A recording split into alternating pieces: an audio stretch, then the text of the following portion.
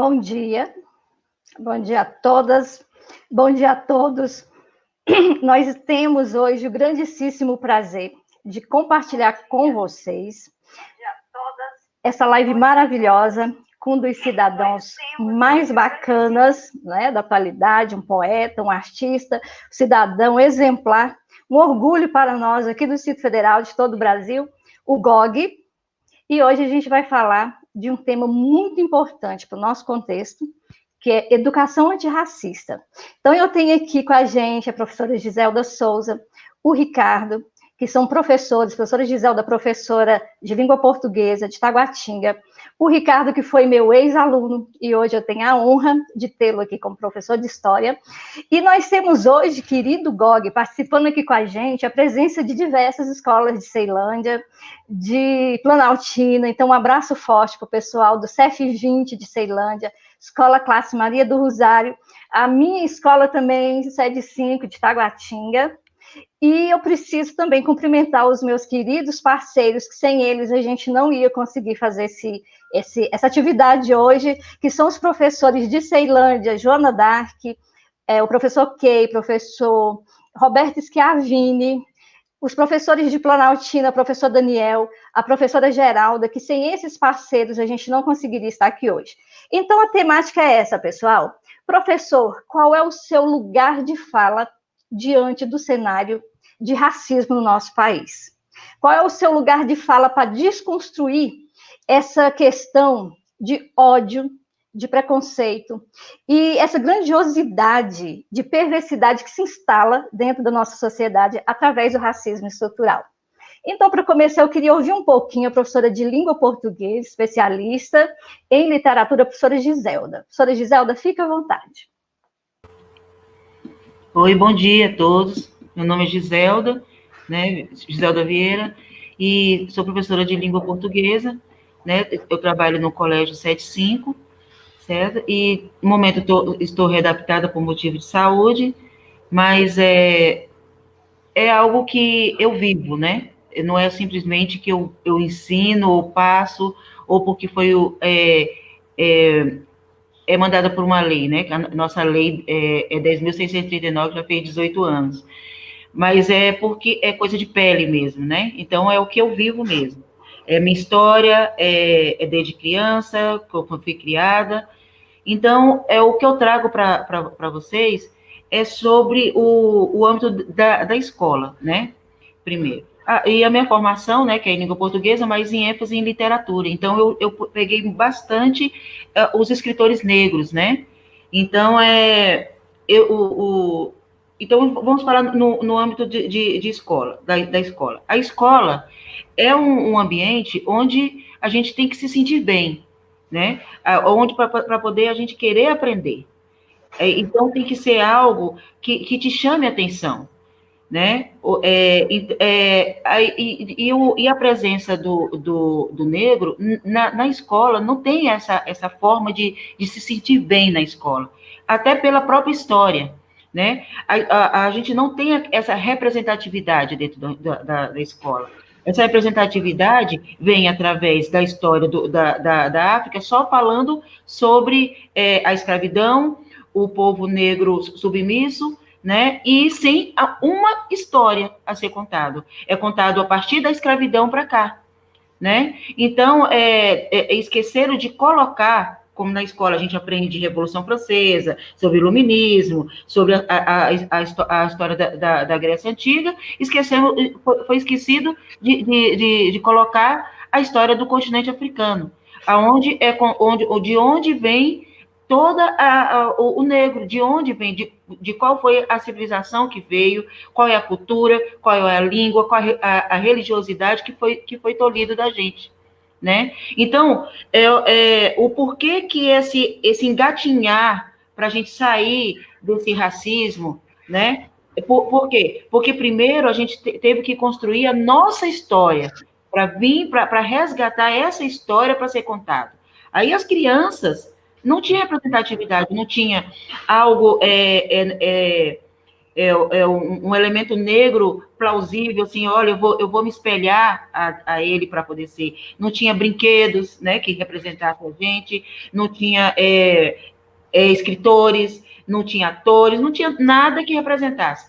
Quando representava, tanto na literatura, que os primeiros escritos eram o quê? Representando a pessoa branca, aonde era sensível, era instruída,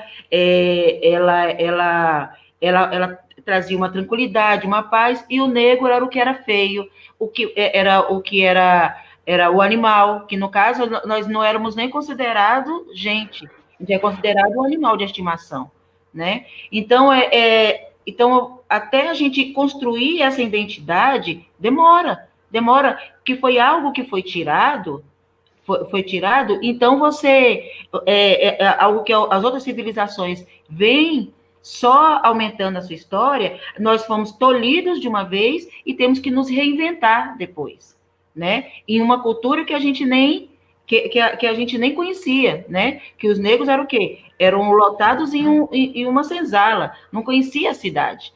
Então era desse jeito. Então e na literatura, voltando aqui para o Brasil, o que acontece? Os escritores não tinham essa visibilidade, e muitas vezes eles eram embranquecidos para nós não termos essa representatividade.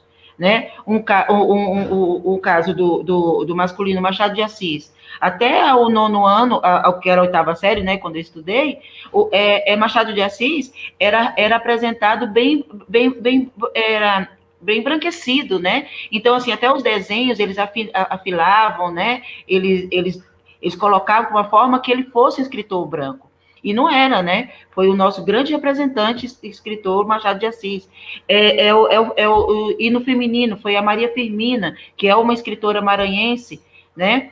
Ela também foi a primeira escritora, né, do Brasil a ser lançado um livro, né? Mas também até nós conhecermos, a gente pensava que era uma escritora branca, né? Eles davam até outro nome para ela, até que acharam, né, num sebo, e acharam o livro dela e colocaram a verdadeira. Mas até a fotografia dela não é dela, colocaram de outra pessoa, certo? Então, na história, a gente tem esses. E também, ó, agora é mais moderno, na televisão. Até pouco tempo, todos os negros eram apresentados como empregado doméstico, né? Aí eu sempre comento com meus alunos o porquê que a gente não, que a gente demorou tanto a ter a nossa história, a brigar por nossa história. A gente veio de uma forma bem submissa, a gente se achava um nada, como foi mostrado, né? Porque quando aconteceu a história dos judeus, que eles foram, né, mortos, né, tudo bem. Só que eles conseguiram recontar a história porque eles eram considerados pelo menos gente, né? Eles tinham os escritos, eles tinham algo registrado. E nós não, simplesmente fomos tirados da nossa terra natal e não temos por quê? Fomos também considerados como animais de estimação. Então, é difícil você reconstruir uma história a partir do que você era considerado um animal. Reprodutor, era de trabalho, era trabalho doméstico, quando eram os melhorzinhos para o trabalho de dentro de casa. Então, é complicado. Agora, por que essa história não é repassada direito? Por que a gente não traz essa representatividade bem forte? Primeiro, essa lei 10.639, ela é colocada para ser dado nas escolas a partir do ensino fundamental, né? Fase 2, a ensino médio. Mas essa representatividade tem que ser dada desde o início, desde o maternal, desde o berçário, tem que ser colocado quando a criança chega na escola e se vê dentro da escola, com livros de literatura, com brinquedos, que eles brinquem, que representem o negro, que ele coloque que o negro também tem o que mostrar. Então, vem no Fundamental 1 também, que fica todo inerte sobre essa situação. Então, tem que ser falado também. E depois, a gente faz só ano a ano, em novembro, no Fundamental 2, em ensino médio, só ano a ano, que fala uma vez por ano, 20 de novembro. Aí as pessoas ficam assoberbadas de live, de trabalho, de apresentações, só nessa data, como o negro só precisasse de ter voz nessa data. E depois, quando ele termina o ensino médio, vai para a universidade e acaba com essa situação também. Não é falado em toda uma faculdade. Um professor da outra live que nós fizemos, ele é professor de história e ele falou que só viu em uma matéria e era optativa. Então, como que podemos mudar essa história se no início não é apresentado e se no final, onde vai chegar na faculdade para você repassar o seu conhecimento, não é apresentado a história africana, né? Então, isso tem que ser falado. E essa forma marginalizada que nós somos mostrados, aí agora o pessoal tá muito se apegando assim, mas tem negros racistas também. Tem sim, tem negros racistas, porque para essa pessoa, que ela foi mostrada só que o negro é feio, que o negro tem uma religião que não presta, que o negro ele é o bandido, ele é preguiçoso, ele não quer sair para trabalhar, ou as músicas são rebeldes, então, assim, ele pensando que para se ascender socialmente, ele precisa chegar mais perto do branco. E não é isso, né? A verdade não é isso, mas até a gente chegar a essa situação, a gente tem que batalhar bastante, né? E a gente não perceber esse racismo, a pessoa, ou ela se finge que não está vendo, ou ela se deixa alheia a toda a situação, não lê, não escuta, né? E não procura, que agora o básico que eu falo com meus alunos, tem que procurar conhecer a sua história, tem que conhecer a sua história. E também como é que fala? Dar crédito no que os nossos ancestrais fizeram para a gente chegar aqui. Quando que a gente ia ter voz agora para falar isso? E graças à tecnologia também, que deixou isso mais amplo, né? Porque antes ficava muito individualizado, agora com a tecnologia deixa tudo mais amplo. Então, a gente tem que dar, assim, você está tendo oportunidade aqui. Então, vamos crescer daqui para frente, porque o que foi trabalhado lá atrás, até a gente chegar agora, ter oportunidade de fala, eles trabalharam. Agora, vamos trabalhar daqui para frente para melhorar e crescermos cada vez mais. Aí, quando a pessoa fala que é racista, que não é racista, ou aí a gente fala, mas tem o racista e o antirracista. Qual é a diferença? O primeiro momento, o racista, ele tem uma opinião pessoal. Então, eu não sou racista. Mas o antirracista, para mim, é o mais importante. Quando a pessoa fala que é antirracista, porque ela luta por esse propósito. Ela luta para poder, para que as pessoas mudem o pensamento, né? Então, é isso que eu falo. E outra coisa, é muito, muito importante. A pessoa só vai chegar a uma mudança de fala se ela lê, se ela se instrui, se ela procura saber quais são os seus deveres, quais são os seus direitos. Seu direito de pessoa negra, trabalhadora, né? Que tem o seu lugar social. E a mulher, principalmente, porque nós temos a luta do homem negro, nós temos a luta da mulher negra, que é diferente da luta do homem negro e da luta da mulher, é diferente da luta do homem negro e da luta da mulher branca. Então, nós temos uma diferença muito grande, que é a mulher negra dentro da sociedade. Então, a gente tem que estar atento nisso, certo? Então, eu tenho até uma frase aqui da Angela Davis, né, que ela é uma filósofa, uma escritora muito, sabe, que participou do Pantera Negra, né? Então, Pantera Negra não é Pantera Negra mesmo, que eu confundi com filme, né? Mas ela lutou, ela teve uma fala muito bonita, então ela falou, lembrando a incógnita a da Angela Davis, é passado o tempo e que não basta não ser racista, é mister ser antirracista, né? Então, isso é fundamental, né? E para terminar, eu não sei se eu estou com mais tempo, ou posso... tem uma frase da Alzira Rufino, foi a primeira escritora que foi colocado no Museu de Literatura de São Paulo, que é o Mário de Andrade. Ela falou, o possível estamos fazendo agora, o impossível demora um pouco mais. Então, o possível a gente está fazendo, dando voz, chamando atenção do que a gente passa. Nas outras lives eu até falei da minha história mesmo, o que eu passei como aluna, né, que os professores não escolhia, como profissional, quando a gente ia, quando chegava para a gente falar sobre a história do negro, já mais um mimimi, uma choradeira, já passou, vamos pular essa parte, não passou, né? E também como mulher, como consumidora, como tudo que o negro vai passar, passa diferente se você prestar atenção. Então, o que precisa de tudo isso, resumindo tudo isso? Respeito. O que nós precisamos é respeito, né? E nos respeitarmos, que a gente sempre tem que mostrar a nossa história, tá? A música, que até o Gog depois vai mostrar, que eu gosto muito dele, que é Brasil com P, gente, mostra, é muito, muito, muito boa. Então, quem não conhece, escute essa música que ela nos representa bastante, né? E mostra, né, o que nós precisamos modificar também. Tá certo? Bacana, muito bacana, Gisela.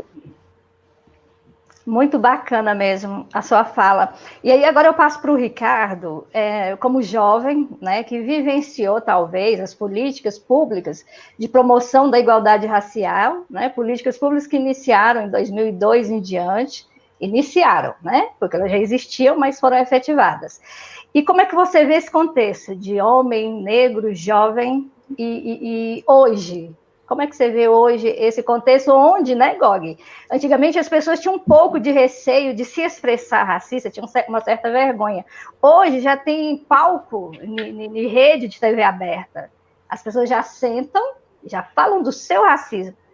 Como é que você vê isso, Ricardo? Pois é, bom dia. Tá me ouvindo bem, né? Minha internet ela deu um problema, mas eu consegui ouvir quase toda a fala da professora Giselda, e já aproveitando o que ela bem falou sobre ser antirracista, né? Que eu gostei muito, e trazendo agora para a sua pergunta de vivência de política pública. Eu fui aluno aluno da professora Margarete nos anos 2000, lá no início. E, assim, apesar da lei, eu passei a minha vivência escolar sendo representado como descendente de escravo. Eram poucas pessoas que traziam esse discurso antirracista. A Margarete uma delas. Então, assim, de vivência escolar, eu não tive muito. E quando eu fui fazer faculdade, é igual a professora falou, eu tive apenas uma matéria, História da África, que é bastante resumido. Muito resumido mesmo. Se você quiser, você que vai procurar. E aí, quando eu soube que ia participar, e era para trazer um pouco da minha vivência, eu separei alguns dados, porque seria bem o meu perfil. E, assim, nesses dados, por exemplo, a evasão escolar no Brasil, o perfil de quem sai da escola é do sexo masculino, jovem, negro e pobre.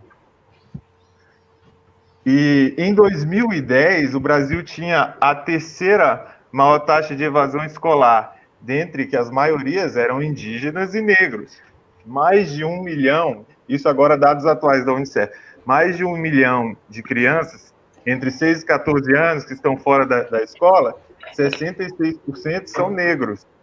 E assim, mais de 93% das meninas, né, igual a professora falou, envolvidas em trabalho doméstico, são negras, entendeu? Mais de 93% são negras. Já repetindo, a escravidão, né? Já repetindo esse perfil escravocrata, da menina sair da escola por conta da pobreza, né, que também atinge a maioria dos negros, e ter que trabalhar fora, e já virar uma faxineira e por ali parar. Assim, vai ser o auge maior da vida dela, economicamente. E a chance de um jovem negro morrer é 3,7 vezes maior do que a de um jovem branco também, né? E aí entra a lei, que a professora falou que a gente vai ver sobre isso no Ensino Fundamental 2. E a lei, apesar de ser um avanço, né, eu acho que não é tão efetiva, porque deveria ser uma educação de berçário, de base, porque pretos e pardos, nós somos a maioria da população. Então, assim, precisou de uma lei para que eu fosse representado, para que eu aparecesse num livro didático, numa foto de livro didático, não como um bandido, como um escravo. Precisou de uma lei para eu aparecer como uma pessoa normal, que também compõe a sociedade, entendeu? Que é maioria na sociedade. Que é muito o que a professora falou, né? Eu não me vi, eu cresci, eu não tive herói.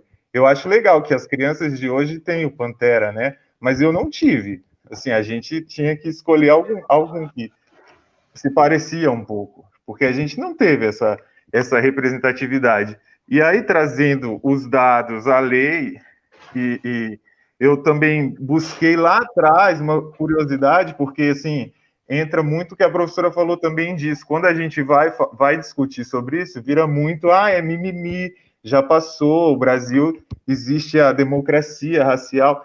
E quando não existe, olha só, eu acho que alguns professores já sabem disso. É a lei número 1 de 14 de janeiro de 1837, era uma lei do Império. Olha, são proibidos, isso é o texto da lei, são proibidos de frequentar as escolas públicas, primeiro, todas as pessoas que padecem de moléstias contagiosas, e segundo, os escravos e pretos africanos, ainda que sejam livres por libertos, entendeu? E aí, quando eu fui pesquisar, até nessa questão de moléstia, não era sobre doenças que eles estavam falando, era sobre um negro que era livre, estar ali naquele ambiente de brancos e poder passar um pouco da sua cultura e das suas vivências e influenciar os brancos, entendeu? E outro dado histórico que eu trouxe foi da Lei do Ventre Livre, que em 1871, né, de todas as crianças que nasceram livres, elas tinham que ser entregues ao Estado, né, e o Estado ainda pagava o dono daquelas mercadorias, né, que eram mercadorias, os escravos, e assim, das 403.827 crianças que nasceram livres, apenas 113 foram entregues ao Estado. Todas as outras ficaram sendo educadas, né, pelo Senhor, entendeu? Perpetuando ainda a educação da escravidão. Que é aquilo que a professora falou, quando era bonzinho, ainda ficava trabalhando em casa. Que, assim, até para um negro, assim, seria cômodo. Eu moro aqui, eu me alimento, eu vivo disso, eu não tenho mais o que fazer. E, assim, até a gente entende hoje o fato de alguns negros serem, assim, meio que acomodados com a questão do racismo, assim, de não se importarem, de não entenderem até como estão sofrendo o racismo. E sobre todos os dados que eu falei, né, que mostra da evasão escolar, que é uma maioria negra, né, o perfil que eu falei do jovem negro pobre que está fora da escola, eu vejo que aí falta um estímulo, né, falta um planejamento de aula mesmo que se preocupe com essa questão, entendeu? A gente vê também que, historicamente, as famílias são vulneráveis por todos esses dados e todos esses fatos históricos que eu trouxe. Nossas famílias são mais vulneráveis, então a chance de eu repetir a vivência do meu pai, por exemplo, que não teve a oportunidade de se formar, entendeu? Da minha mãe, que passou boa parte da vida trabalhando de empregada doméstica, é muito grande, entendeu? que aí quando entram essas políticas afirmativas de tem que estudar a cultura negra, tem que estudar a história africana, tem que estudar essas suas origens, ou tem que ter cota, você vê que tem gente que se revolta com isso, que fala, não, somos todos iguais, entendeu? Não precisa disso, isso já está sendo racista, porque você está dizendo que você precisa. Não, é uma questão de dívida. E sobre essa de somos todos iguais, eu gosto até de uma entrevista que eu vi o Gog falando de não somos iguais. Não somos todos iguais. Entendeu? Até anotei essa frase dele. Nós não somos iguais, mas precisamos de oportunidades iguais. Entendeu? De equidade. Mais do que a igualdade, a gente quer equidade. Porque a igualdade, assim, eu não quero ser, tipo assim, pessimista, mas é muito, muito difícil da gente alcançar, entendeu? Não que eu tenha desistido da luta e não lute por isso todos os dias, mas é muito difícil da gente chegar a alcançar, até pelo que você vai vendo e pelo que você citou, Margarete. Hoje a gente vê as pessoas que sentam e comentam o racismo, entendeu? E não se envergonham de serem racistas. Assim, quando você abre os comentários da internet de qualquer notícia, nossa, assim, você fica sério, tu pasma, porque a pessoa ali é claramente racista. E assim, não acontece nada, entendeu? Não, fica por isso mesmo. E aí, quando você vai reclamar, é mimimi. E eu acho que não. Se eu me sinto mal com a sua piada, se eu me sinto mal com o que você escreveu, entendeu? É racismo. Porque eu sou negro, eu posso falar isso, sabe? Então, da minha vivência, e principalmente da vivência escolar, tipo assim, não fui representado, e sim, a gente cresce, igual a professora falou, por muito tempo, tentando embranquecer, entendeu? Tentando dar uma, tipo assim, não ser negro. Hoje não, que me compreendo, e assim, a gente sabe da nossa identidade, sabe do que representa, mas é muito difícil, entendeu? Assim, é muito difícil. A resposta da sua pergunta, eu acho que eu posso traduzir com essa frase. É muito bem difícil. A gente ainda está engateando para conseguir alcançar uma sociedade legal. E o que eu estou achando bom, que vocês falam, que a gente sempre fala e vejo nessas lives, é isso.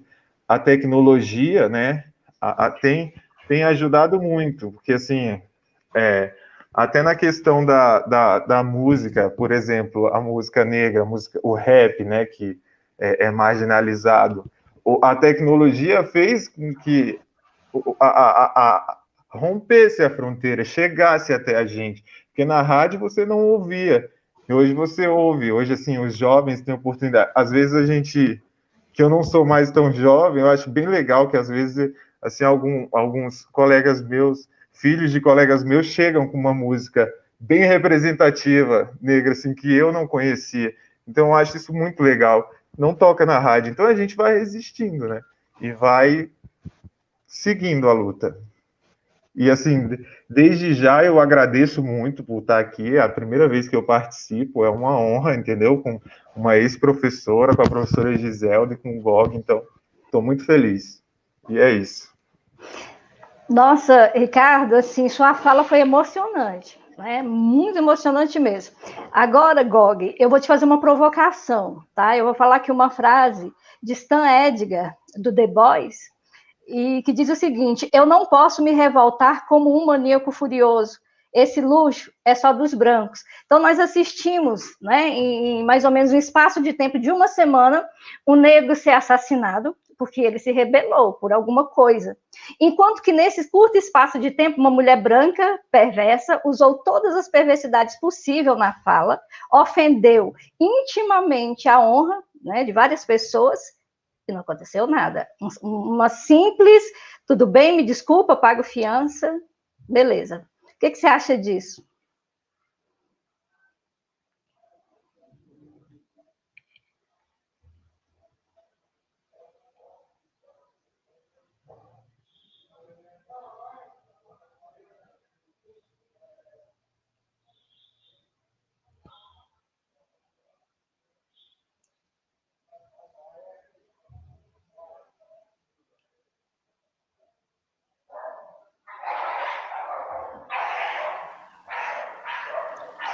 Oi, professora, bom dia.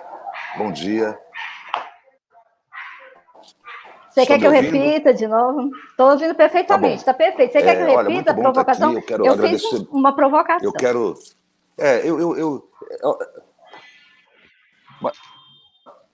Mas foram várias provocações, professora. E a provocação que já vou colocar para você é assim: vamos falar mais de nós. A gente fala pouco de nós e a gente reverbera muito o que eles colocam sobre nós. Né? Esse retrato que está colocado, esse retrato falado, é um retrato que ele está aí. Então a gente tem que discutir, por exemplo, a criminologia positivista, Lombroso, Nina Rodrigues, que geraram lá atrás essa cultura do retrato falado. E essa pessoa é a cara do Mourão. É a cara do Mourão. Ele é reflexo do nosso vice-presidente, que diz que no Brasil não existe racismo.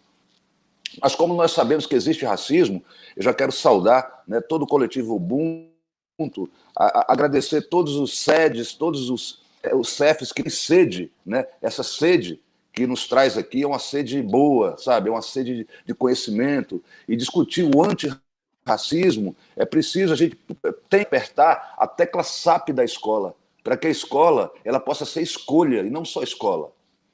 O rap há muito tempo fala que a rua me atraía mais que a escola. E como eu estava falando com você, com o Gisele, com o Ricardo, ainda nos bastidores aqui, isso muitas vezes irrita o professor, enquanto que isso tem que ser um motivo tem que provocar, como você colocou. Então, as provocações têm que provocar ações, né? E não simplesmente ficarem como provocações que geram uma divisão na nossa comunidade e na nossa forma de pensar essa sociedade, essa casa nossa. Eu acho que a primeira coisa que nós temos que trazer é esse conceito de casa, né? Sabe, do baobá, da ancestralidade nossa, de uma sociedade que é matriarcal na sua origem e que tem que cuidar, né? A história da humanidade ela não pode, ela foi descontextualizada, mas nós temos que trazer. Você vê que tem praticamente um planeta matriarcal na sua dimensão do poder patriarcal, o patriarcado colocado, mas você vê que, por exemplo, a favela, a comunidade é matriarcal, gente, no meu conceito. Porque você vê a maioria dos lares brasileiros, principalmente da favela, são cuidadas e trabalhadas por mulheres. E como Giselda falou, a mulher negra é o pilar de tudo isso, sabe?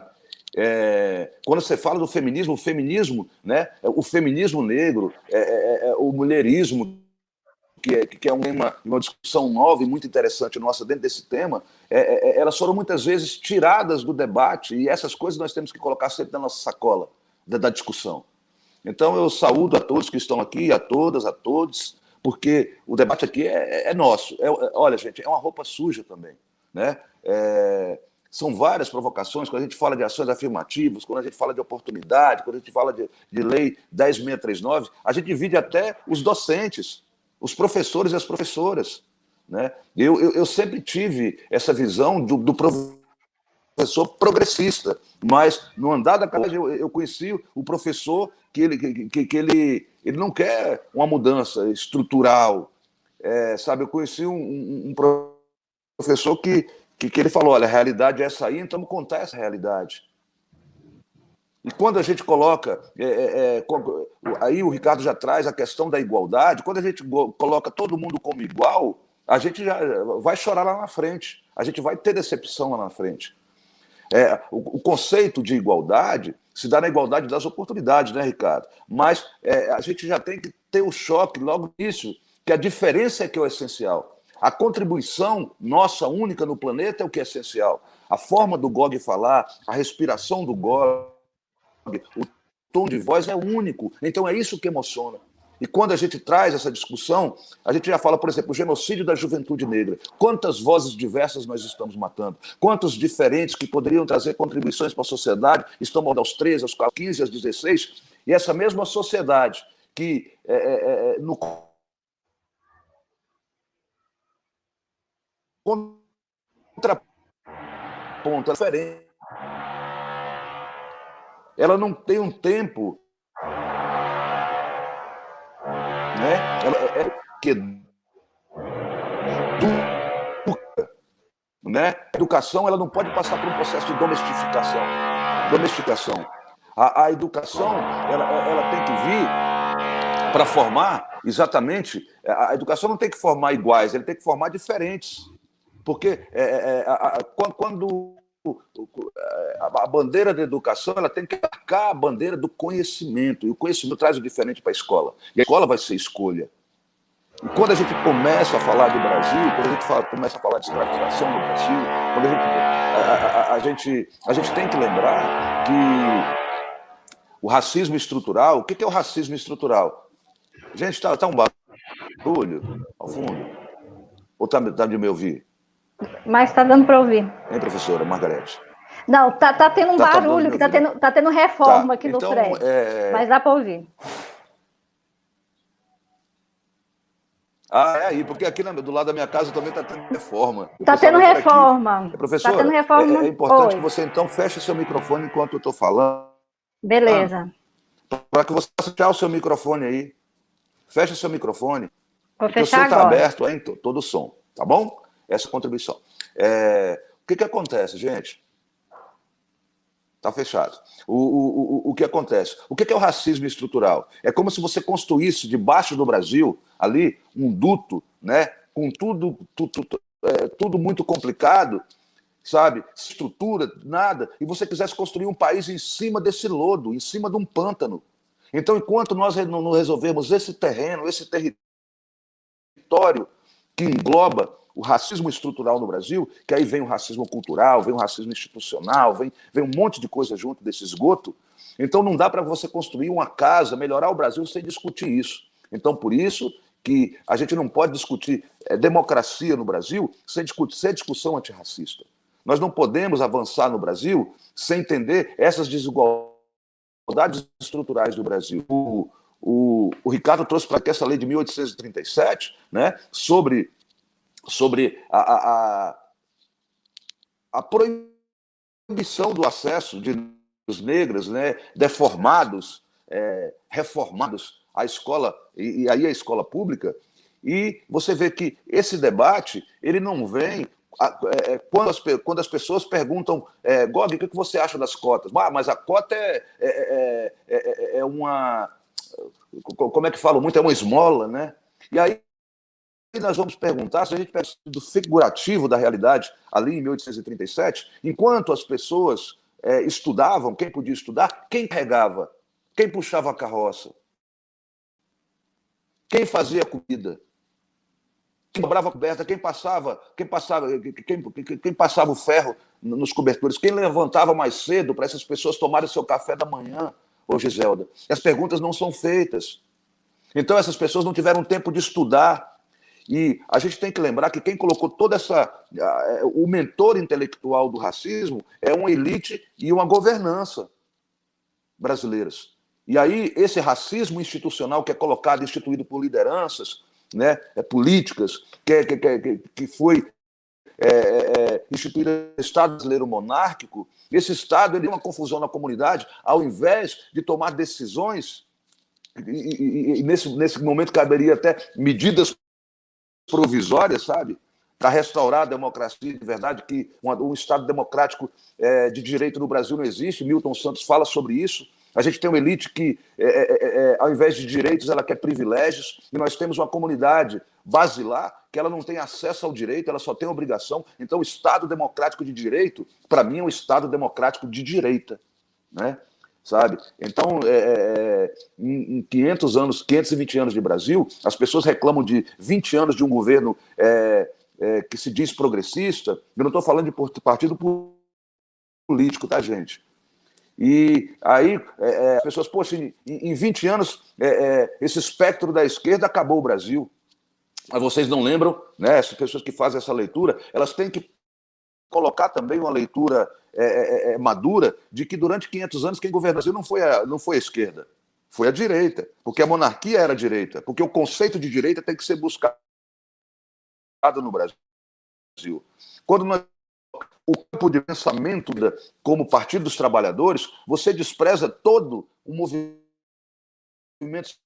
social, toda uma estrutura que é muito do Partido dos Trabalhadores. Quando você pega a direita, por outro lado, você vê também a direita não é só o que está colocado aí, é todo um pensamento que não me atrai. É a mesma coisa você pegar e falar assim, Gog, rap eu conheço Racionais. Poxa, mas você não conhece o Gog, não conhece o Consciência Humana, você não conhece o Visão de Rua, você não conhece a história de 35 anos de contribuição da música do Brasil. Não conheço, eu conheço o Racionais. Você não conhece o rap. Da mesma forma, quem conhece o PT, quem conhece Lula, não conhece a esquerda brasileira. Então é preciso muita responsabilidade política e diferenciar política de político. A discussão brasileira vem falando que político é tudo complicado, então você não traz gente melhor para a política. E político não é tudo igual. A diferença que você faz, Ricardo, é muito importante para estabelecer em todos os campos do pensamento. Né? Sabe? Nós temos que ser todos iguais, mas como?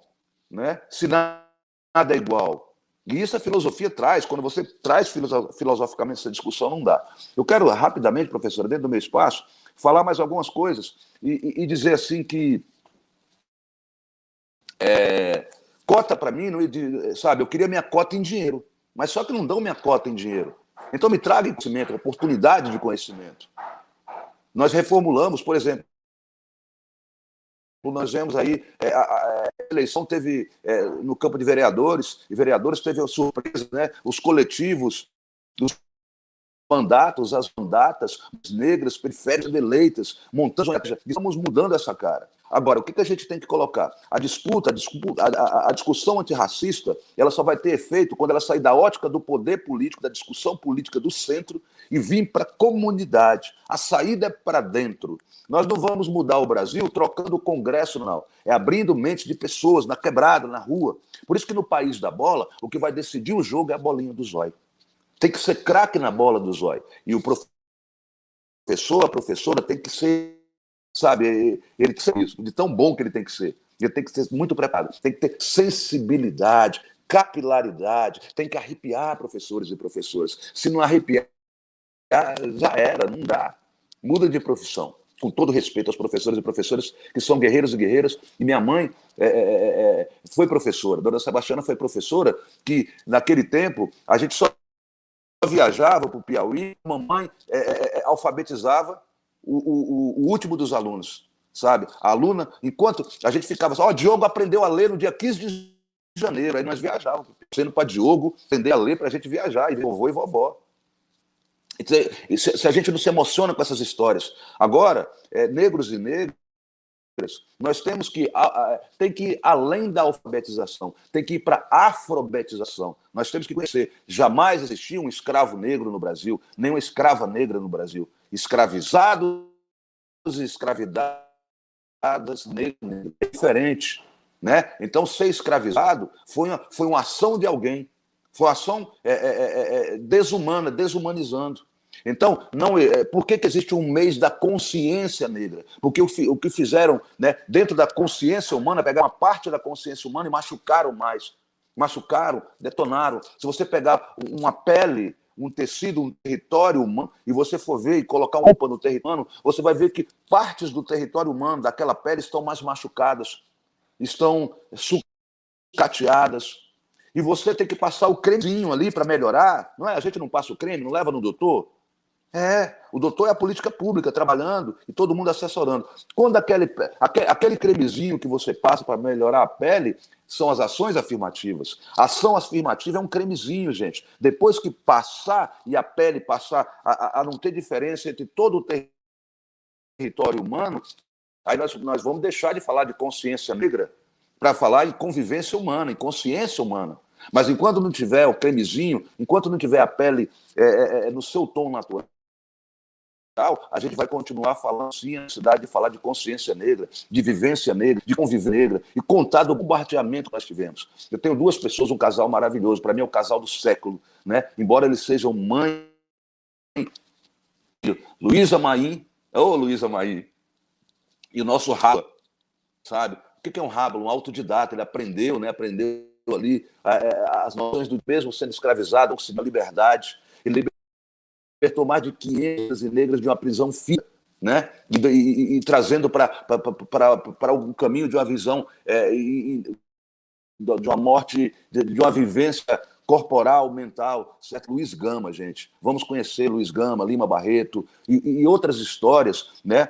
Nós falamos de Alzira Rufino e tem outras e outras que são muito importantes para nós. Então, essa saída para dentro é muito importante. Eu agradeço muito essa cena e nós temos que dizer que por que o Brasil é um país racista? Porque o racismo, na sua dimensão mais cruel, a palavra que mais, para mim, reproduz o que é o racismo, não é violência, sabe? Não é violência, não é dor, não é... talvez essas palavras que a gente coloca muito como a forma mais maior de expressão do racismo, para mim, sabe o que é? Impedimento. O país racista porque ele impede. É por isso que não tem racismo ao contrário no Brasil, gente. Sabe por quê? Porque nas posições de destaque no Brasil, onde pedem a nossa ascensão, negros e negras estão ocupando esses espaços. E só quem impede a ascensão social, o fluxo social, ele pode... Os negros e negras que não entendem a caminhada, o Holliday, por mais que ele tenha aquele discurso, ele jamais deixará de ser vítima, né? Essa palavra é complicada hoje, mas ele jamais será. Isso são efeitos colaterais do racismo.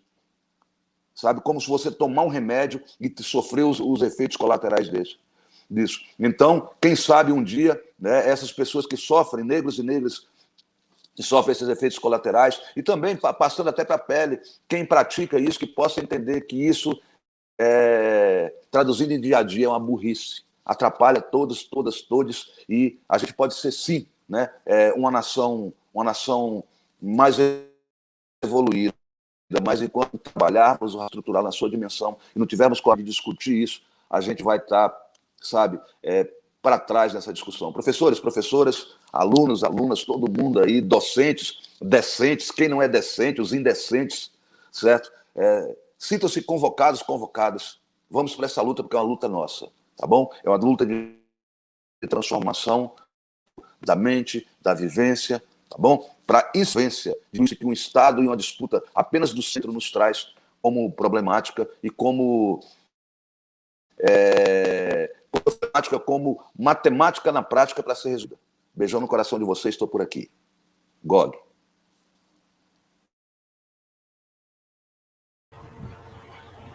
Oi, gente. Tem alguém que perguntou no chat, né? Na sala, o que a gente achava sobre as cotas, né? Cotas da universidade, mas já foi muito falado aí. Mas eu só queria colocar em ênfase, né? Que sempre, quando está falando, quando a gente está em debate sobre a cultura negra, sempre vem essa pergunta sobre cota, que muita gente acha que é a diminuição do intelecto do negro. Não é de diminuição, é oportunidade de fazer, né? Foi como o Gog acabou de falar, foi os impedimentos que nós tivemos ao longo da vida, né? De concluir os nossos estudos. Gente, da escravidão até agora só tem 132 anos. Como um povo inteiro que acabou que a civilização foi totalmente escondida, foi tapada, foi enterrada, para poder a gente desenterrar, em 132 anos, colocar em evidência, a gente ter a nossa identidade, para poder a gente ir atrás dos nossos estudos, do nosso crescimento intelectual e profissional, em cima de 132 anos, né? Imagina, então, as outras civilizações, séculos e séculos construindo isso, e o negro, em 132 anos, depois da abolição da escravatura. Então, a cota, ela veio o quê? Fazer um reparamento, né? Uma reparação das injustiças que foi sofrido, como o Gog mesmo falou, enquanto os brancos estavam estudando, era quem estava cuidando da casa, quem era escravizado para cuidar da casa, quem estava levando na charrete, era isso para os outros estudarem. Ele estava lá procurando só o seu espaço de vida, seu espaço como pessoa, porque até então era animal, era considerado como um animal. Então, as cotas, ela veio para isso, para fazer essa reparação, né? Essa reparação da oportunidade que veio às escolas públicas, quando os estudantes, as pessoas tiveram a oportunidade de serem estudantes, né? E a imagem que eu mais me emociono, que eu falo que eu tenho 2 filhas e um filho, e eu falo para ele assim, essa oportunidade que nos deram a todos, em todos o patamar, em todos os séculos, todos os anos, quando a gente teve uma representatividade, foi aquela menina de 6 anos de idade, quando entrou a primeira vez numa escola, que ela teve que ser escoltada, que eu esqueci o nome dela agora, que ela teve que ser escoltada para poder assistir aula numa escola de brancos também, onde todo mundo foi xingar e tudo, e a mãe dela e o pai dela falou, mantenha-se de cabeça erguida, você está no seu direito, por isso que eu falo os seus direitos. Então, olha o tanto que teve briga, isso foi nos Estados Unidos, e aqui no Brasil, né? Quando é que a gente teve essa representatividade? Então, a cota serve para isso, para o resgate de nossos direitos. Então, a gente teve que ter aquela base, reconstruir a nossa base para poder a gente chegar na universidade. Por isso que agora que está aparecendo os nossos representantes no status quo, no estado maior, assim, em situações que até então nós tínhamos mais, era o quê? A gente chegava até professores de ensino infantil, fundamental, porque eram as antigas babás. Aí nós chegamos, né? Mas, assim, em estado de como é que fala? De presidência, de uma empresa, você chegar no estado maior, é difícil, porque independente do seu intelectual, tem a cor que conta.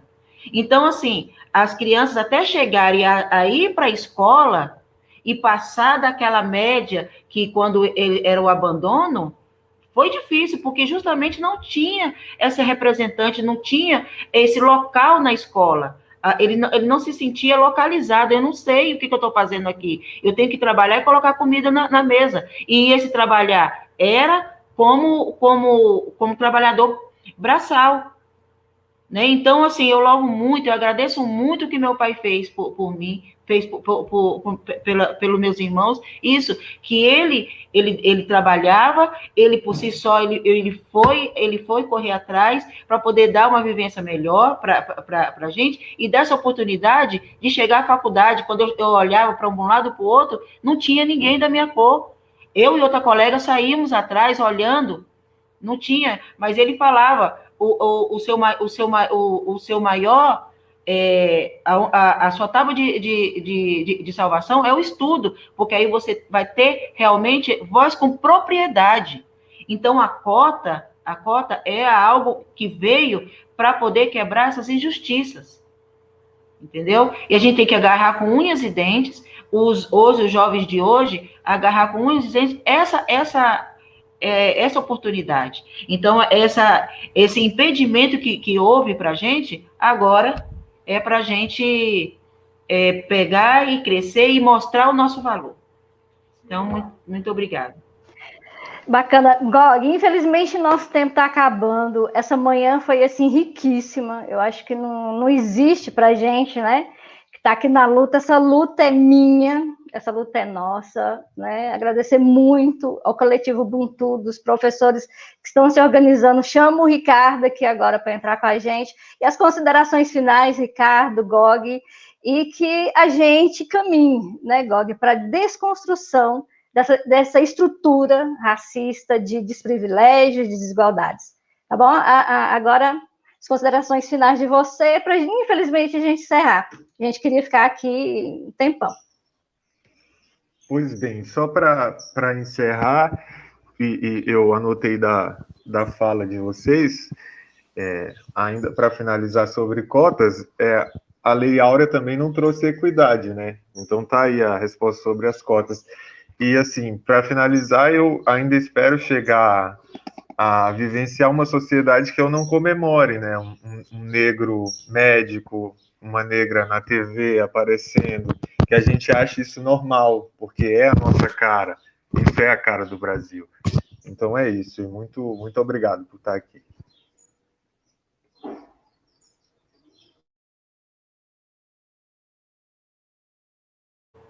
Muito obrigada, gente, por essa oportunidade, né? Oi, professor. Então, eu espero que eu tenha esclarecido o que eu queria passar para vocês, tá? Tchau. Fala, poeta, agora é com Gog.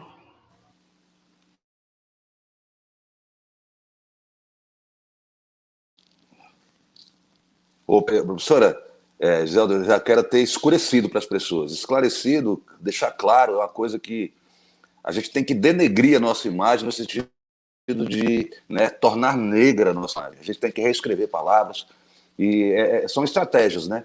Eu tenho algumas provocações aqui que eu queria passar, mesmo passando um pouquinho de tempo. Só o preto tem cotas. Na realidade, as cotas raciais são para pretos. As ações afirmativas têm cotas também sociais. O grande problema é quando as pessoas, quando a gente coloca uma discussão racial no Brasil, logo já vem colocando junto, né? Como se colocasse assim o leite no café, aí vai ficando mais clarinho, fica o carioquinha, né? As pessoas querem deixar mais carioquinha, mais clarinha a discussão sobre a negritude. Não, nós estamos falando de café, não estamos falando do leite agora. Né? O leite vai ter a mesma oportunidade, sim, mas hoje não está dessa forma. Tem mais, né? O café tá, o pingado está mais claro do que escuro. A gente tem que colocar mais preto no pingado para que o pingado fique mais escuro, tá? E então, cotas raciais é um tema. Cotas sociais, eu também sou a favor das cotas sociais. Gente, a favela ela nasce negra e aí o sistema aí virou um café com leite. Aí 132 anos depois, quem mora na favela pensa que foi para lá por quê? Não foi porque ela foi preto. Quem foi para a favela, 132 anos, foi porque ele não conseguiu morar no centro, porque ele não conseguiu um emprego com retorno financeiro legal, que podia colocar ele no centro. A favela preta recebeu as pessoas não negras de braços abertos, mas só que tem que conhecer como é que você chegou. E o problema do Brasil é esse. A gente não conhece a história de como nós chegamos. Olha, quando se fala, poxa, como é que a gente vai... O preto não passa nem na prova. Não. Os alunos cotistas, eles fazem a prova do vestibular. Eles têm que ter nota boa também. O que tem que ter reservado é que dentro das melhores tem uma cota para preto e para preta. Então, para indígena, para os quilombolas. Então, não quer dizer que o preto não fez a prova e ele entrou lá sem fazer vestibular. Quero dar outro dado para vocês. Os alunos de cotas, eles são bem mais empenhados e têm muitas vezes notas maiores do que os alunos que entram na disputa universal. Por quê? Porque ele aproveita a oportunidade, mudou a cara. E isso, não sei por que isso provoca tanto, gente. Sabe que eu vou até contar para vocês que eu sei. Lembra que eu falei do racismo cultural, do racismo estrutural? Isso é um vírus. Em época de vírus, isso é uma doença que muitas vezes as pessoas passam assintomáticas. E quem é assintomático é quem transmite mais o racismo, mais a injúria racial. Tá? Então, é preciso lembrar disso. Vamos lembrar, foi bem aqui no chat aqui, e eu trago, olha, as pessoas, né, alemães, europeus, eles não nasceram no Brasil, né? Eles estrearam no Brasil. Porque quando veio para cá, as ações afirmativas foram demais para eles, professoras. Né? Eles ganharam terra, ganharam espaço, ganharam isenção, e aí... Nós que trabalhamos aqui, né? Se você pegar a escravidão ali, começou de 1538 no Brasil, nós temos 350 anos, depois não teve terra a cavalo oportunidade nenhuma. Então, esse assunto de cota é só para preto não procede, porque pessoas de pele clara e os europeus estrearam no Brasil. Quero que dizer que, infelizmente, no Brasil, a gente não nasce negro, a gente se descobre negro e negra. É muito difícil, porque nada te traz a referência da negritude já do seu nascimento. E nesse ponto, miscigenação é algo complicado, porque não traz um reconhecimento. Isso tem que ser lembrado também. Então, as pessoas que provocam dessa forma, elas têm que serem provocadas a buscar mais informação. Informação não, conhecimento. Informação, você pergunta onde é o endereço. Conhecimento, você construiu a casa. Então, satisfação total. Gole, vou pedir para vocês me seguirem nas redes sociais, @golepoeta. Nós temos uma lojinha virtual também, comprar produto nosso, nós temos que fazer um PIB nosso, nós temos que comprar mais de nós, sabe? Não adianta você pegar e falar assim, não vou comprar o pão no seu João da padaria ali, aquele senhorzinho, porque ele vende o pão 5 centavos mais caro, e comprar no Extra, e comprar atacadão dia a dia. Prestigia a sua comunidade, porque com dinheiro na nossa comunidade a gente consegue construir mais coisas. Quero dizer para vocês, o dinheiro do judeu, professoras, alunos, ele passa por mão de 32 judeus até saírem ali do clã. O dinheiro dos pretos, das pretas, dos periféricos, fica apenas 20 minutos na nossa mão e você vai comprar o pão na padaria do português. Não dá. Ação, senão revolução acaba em moda. E mais complicado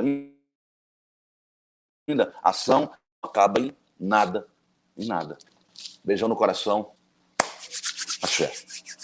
Gog, dá tempo de responder uma coisinhazinha, rapidinho. Alguém perguntou aqui, gostaria de saber do Gog qual a forma de avançar dessa trincheira, chamada impedimento para o crescimento e ou conquista do negro no Brasil. A música Cavalo Sem Dono Selvagem tem tudo a ver com isso? Rapidinho, só para fechar mesmo. Agora eu juro.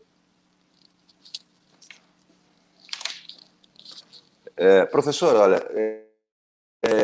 a música Cavalo Sem Dono Selvagem, ele fala assim, cavalo sem dono selvagem, não as rédeas, tenho minhas leis, minhas próprias regras, né? Como corcel negro, desfilo o meu dote, atento às mudanças, concentrado no meu trote,